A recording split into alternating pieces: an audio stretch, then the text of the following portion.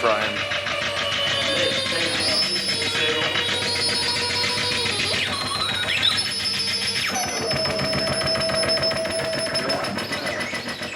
Suretsky exposes the fact that we are all responsible for biotechnological innovation, that we must substantiate that responsibility, and that it is possible and desirable to do so in a new and different relationship to the life sciences than that dictated by the life sciences themselves.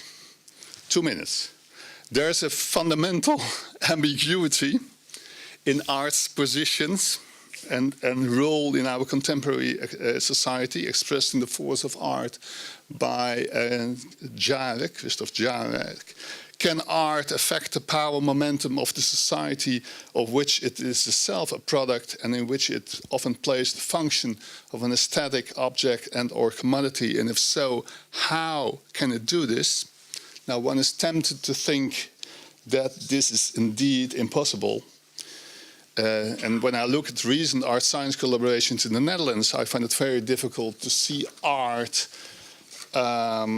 in these projects as enriching, destabilizing, transforming, or complicating the scientific discourse as Jarek would like to see. Jarek implies that science does not seem to need art to do it. Jarek implies that science does not need art to do what it does. Science only allows art in when art more or less sticks to the discourse of what he calls the manipulative flows of techno-scientific power. In a more optimistic mode, and I conclude with that, we can say that art-science collaborations can only be successful when the artists involved make art that scares the scientist, that unsettles them, that disrupts them, art that threatens them. And Adam is doing exactly that, and that is why his projects are so controversially successful. And I found the same conclusion in an article on interdisciplinary research in which the authors describe what they call the antagonistic mode as the most successful mode of interdisciplinary research. And this is the quote. In the agonistic mode, interdisciplinary research is conceived neither as a synthesis nor in terms of a disciplinary division of labor, but is driven by an agonistic or antagonistic relation to existing forms of disciplinary knowledge and practice. Here, interdisciplinarity springs from a self-conscious dialogue with criticism of or opposition to the intellectual, ethical, or political limits of established disciplines or the status of academic research in general. Now, bioart has been called bioethics in action, and in this respect I consider bioart a key to the ethical education of young science and humanities students, much more than any educational program that I know, in the sense that they gain hands-on experience of ethical judgment and action by becoming part of, for example, Suretsky's performance of injecting the zebrafish embryos. At least that is hoped that we will do that, and not by looking from the outside. Thank you. Okay, thank you, Robert. And can you tell us, before you go back to your seat, what is the most important lesson that you learned today from the previous speeches? What will you take home? Something new? Did you hear anything new? Well, I have to admit that most of it I heard already.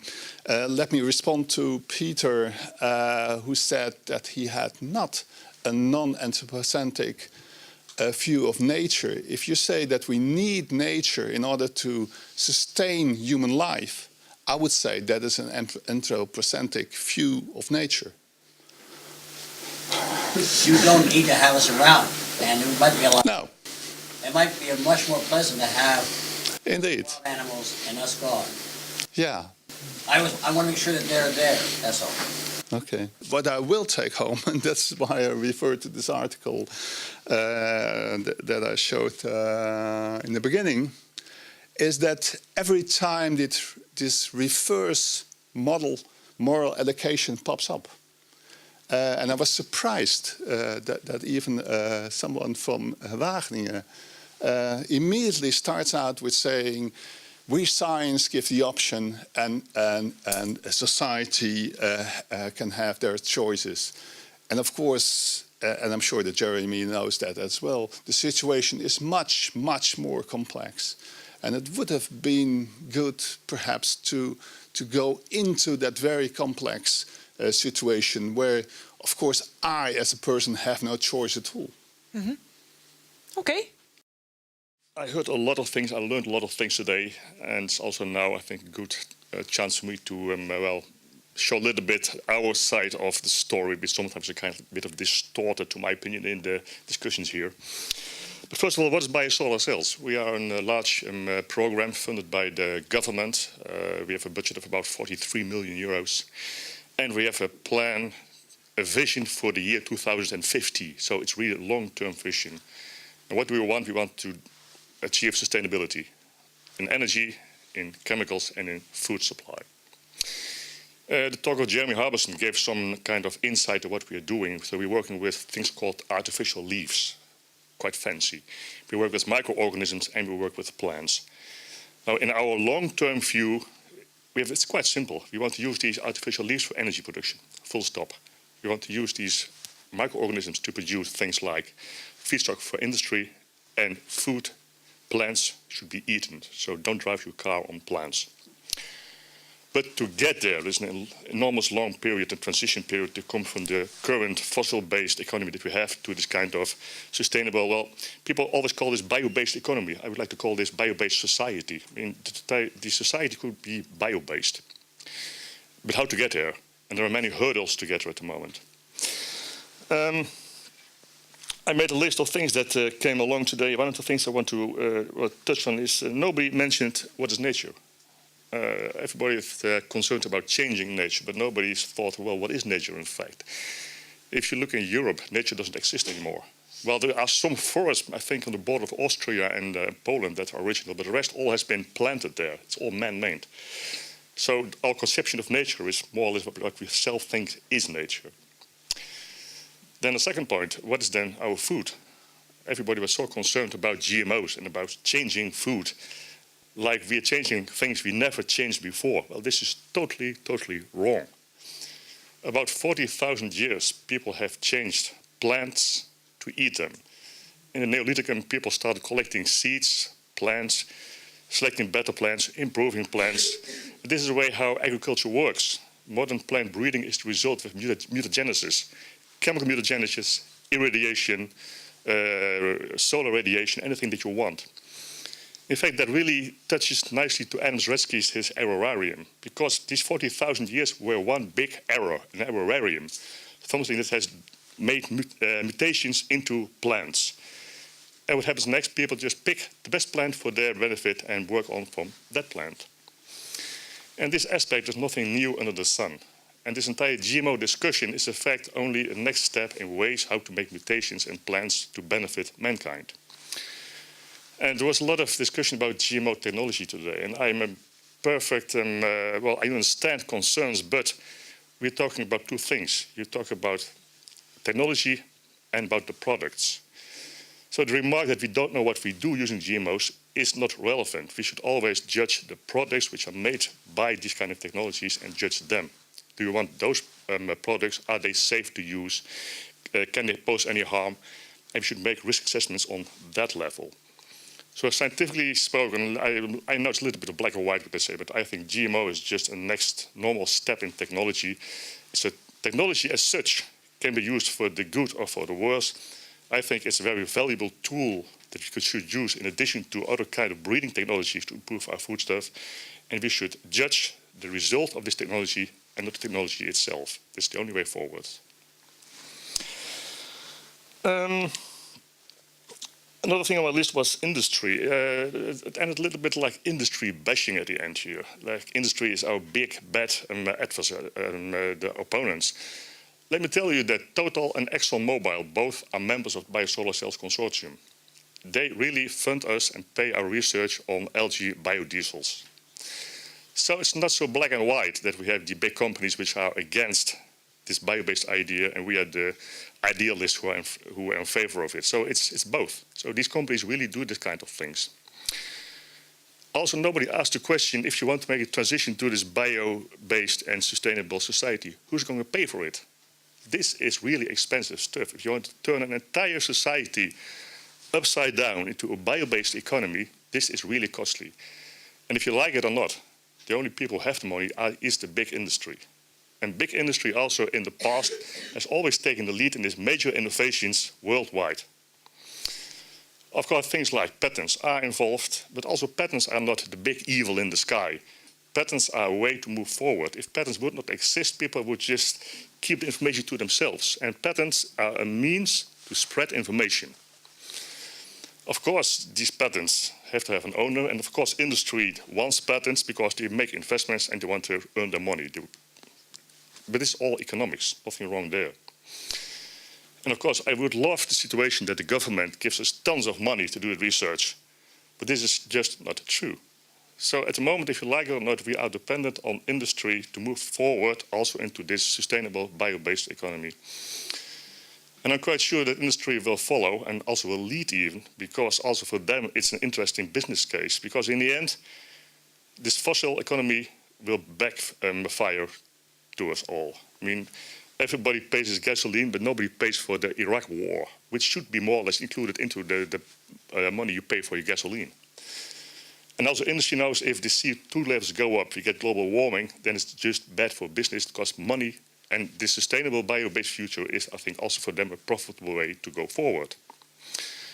So in retrospective, I think we should, like Jerry mentioned, co-create. So together with industry, see that we get to this bio-based economy in future. And then touching to Huib de Vriend, his story, it was not a fairy tale. He presented like this for something that happened 30 years ago, starting from 2030. In fact, this bio-based delta exists in Zeeland. And in 2 weeks, we will have a meeting there with industry to talk about possibilities to turn this Zeeuwse delta into a bio-based region in Holland. How it ends, I'm not quite sure. I hope it will have the happy ending as Huib has depicted. But I think it will be very worthwhile to try. So many things that you saw today already are in place and will work. Well, finally, I can go on for hours, I guess. One thing, I was very happy that Peter Vent mentioned kelp. One of the things we work in biosolar cells also is seaweed. Indeed, the sea is an enormous amount of open space, salty water, but kelps can grow there. It's a great opportunity to also use this bio-based approach. There's not one single silver bullet to solve everything, but I think there are a lot of opportunities at the moment out there. I'm not as pessimistic as Peter Vent. On the other hand, I think, well, there is a good possibility for us to survive and really to take actions and not to, well, wait till the entire system collapses and Earth will be happy without us. I think we have opportunity to change things, and we can change things, to my opinion. Well, finally, there's one thing is that we have to take some hurdles to make it all possible. And also, I did not hear anything about politics. But politicians are very, very important to make it possible. And the trouble is they only have a kind of short-term vision from election to election. It's about 2 or 3 years perspective, then it stops. But we need our politicians who dare to take the step to have a perspective of 20, 30, 40 years and take measurements to make things possible in the year 2050. So at the moment you only see things like, well, we are now burning trees to get electricity, which is a short-term policy, which is good for the time being, but we need also a vision for a longer-term policy, also to get something in 2050 that still keeps us moving and sustainable. I think I want to leave it at this. Thank you. Okay, thank you very much. I don't have to explain what is bio-based economy because René explained it very well. So I can limit myself to give some impressions I heard today and explain the reason why I'm standing here. Ja, natuurlijk, yes, naturally, is a project that is a green deal with the government, with the Ministry of Economic Affairs and the Ministry of Environment. The Minister of Economical Affairs and the staatssecretaris, the Minister of Environment, signed the Green Deal with Inegevers. I think it was 1 year ago, something like that. In that Green Deal, we we said to each other that, yes, naturally, is going to open a debate on greening the world, how art is saving the world, and how it will contribute to a societal dialogue on the transition in which we are today, towards a bio-based society, towards a bio-based economy, towards another society. The Green Deal is invented a few years ago by politicians in order to give society, bottom up, an opportunity to come up with ideas to green the economy, to do suggestions for sustainability. Well, I have to say that I heard a lot of beautiful things today, surprising things today, and inspired me also. However, it comes out of a feeling of urgency also. I heard lots of crises, food crisis, climate crisis, ecological crisis, energy crisis, lack of resources. Last month, Dutch professor Jan Rotmans, who is a professor in transition theories, wrote a book called In the Eye of the Hurricane. In the eye of the hurricane, it's all clear. You don't feel lots of winds or strong things, but you see that the crisis around you is coming. That's the feeling it gave me today a bit too, hearing some of the speeches. But on the other end, I heard some very beautiful things also, like what I wrote down is the phrase of Huib de Vriend, nature plus innovations equals art. Well, that for me was an eye-opener, because the subtitle, How Art Saves the World, it made a click with me.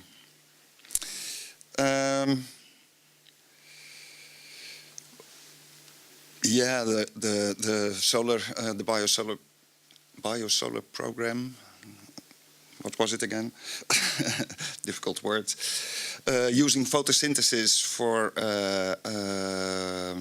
in new technologies is, as far as I'm concerned, very, very interesting and inspiring.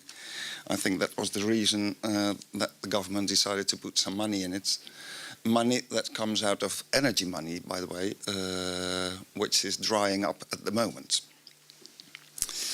Peter Fendt, I listened carefully to your statements, and I think you're absolutely right if you say that the Earth actually has everything. It's a matter of, it's an overall system where we live, and that we can use, I think, in a smart way, in an intelligent way, and that we are just plain animals in the end. I like that. And your observations about power, I could understand very well, and I hope to talk to you next week about that at the ministry.